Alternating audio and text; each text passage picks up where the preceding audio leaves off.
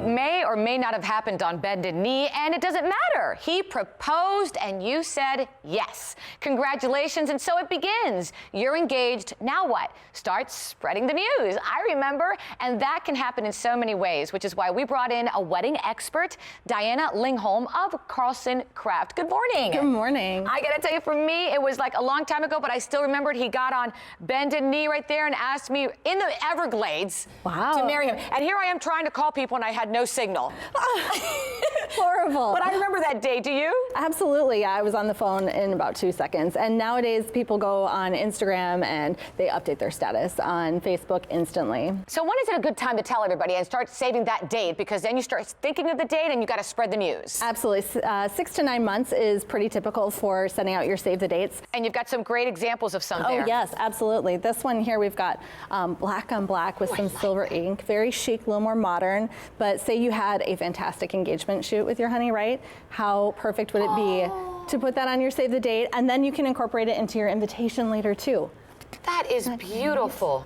Now let's talk about the big day, okay? So now you're getting ready for the big day. It's nerve-wracking. You've got so much to do. When do you send out those invitations? What's a good time? 2 months. 2 months. 6 weeks at the latest. Wow. But give yourself time. If you do 2 months or a little bit sooner even, then your RSVPs can come back sooner, which means you get a head count sooner for caterers. And people still RSVP? Because I remember I had to call a lot of people. And I had that, confianza, as we say in Spanish. I had that relationship where, are you coming or not? Yeah. But do people RSVP? Are phone calls okay? Oh, absolutely. And most people do it via website nowadays, but you can still do RSVP cards, and it's great for those not so tech-savvy family members. And RSVPs, I would call a couple days after the date, just in case they dropped it in the mail, the day of that it was due. Now, thinking of the wedding, I remember when I was, choosing my invitations, honestly, I mean, mine was about 15 years ago.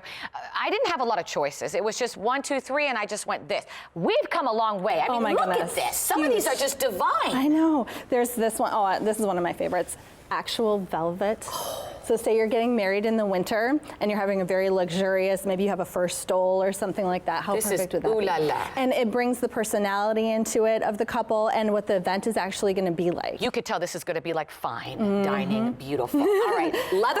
Leather, faux leather. This one's burnished. You could foil stamp on it. Great for maybe a more rustic wedding, or if you're rustic but you're not the leather type, you could go with real wood. Oh wow, this is right? Wow, this is so sweet. And what's trending today? Today, laser cut is huge. We're seeing couples search for that nonstop, and you can do that in a variety of different ways. This one here actually gives you that kind of lace vintage feel, or you could actually laser cut your names or your date out of it too for a little bit more modern twist. Very elegant. What I like about this, and again, we've come a long way, is everybody can get something based upon who they are. Whether if you're a diva, if you like loud, if you're more soft-spoken. I'm more the loud diva. I would have gotten something like that black and pink thing. Yeah, right? This is me. And that one's totally customized. So this monogram here was custom made for that couple, and that's a huge trend too. 75% of couples are getting something personalized for their wedding. Signature cocktails, you could use that monogram on favor tags later on. And you hear, it's just an invitation, but for so many brides, and come on, even for the groom and for the family, it's a keepsake. Yes, absolutely. You frame that one. I mean, that's beautiful. So what's the wedding checklist? Wedding checklist. You can get that on blog.carlsoncraft.com, and it'll keep you on track. Also, we have wedding inspiration boards on there, real weddings, things that you can pin, get inspired. There's all sorts of things you can shop on our website, carlsoncraft.com, and find a retailer there too. I wish I would have known. You would have made it a lot easy for me, because let me tell you, that checklist is huge and you forget a lot of things. Oh my goodness. You guys make it really easy. We try. Give me the website again for our viewers. If anybody out there is getting married, listen. carlsoncraft.com. carlsoncraft.com. Thank you so much. One day when my little girls decide to get married, which is hopefully way, way down the road, I will definitely look into Carlson Craft. I appreciate it. Thank you. And for more information on setting the tone of your wedding with personalized invitations, if you're a diva, this is the way to go. Visit carlsoncraft.com or our website, thebalancingAct.com.